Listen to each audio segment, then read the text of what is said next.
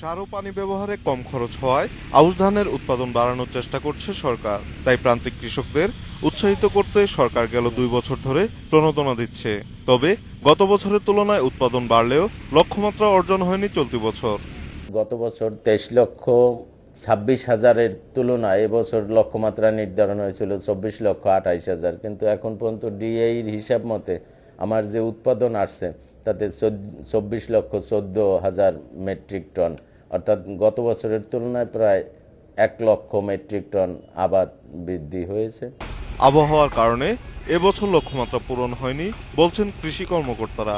প্রথম দিকে অতিরিক্ত খরার কারণে, বৃষ্টিপাতের অভাবে, যেহেতু পুরাটাই আবহাওয়া নির্ভর, বৃষ্টিপাত নির্ভর আউশ আবাদ, সেক্ষেত্রে আউশ আবাদ অত পরিমাণ, দ্যাট ইজ ১১,৬০,০০০, লক্ষ্যমাত্রাটা একটু বেশি ছিল, কিন্তু আমরা শিফট করতে পারছি ১০,৫৫,০০০। চলতি বছর আউশ মৌসুমে প্রায় ৫০,০০০ হেক্টর জমিতে হাইব্রিড জাতের আবাদ হয়েছে বলে জানিয়েছে কৃষি সম্প্রসারণ অধিদপ্তর। Niladri Maharatna, independent news, Dhaka.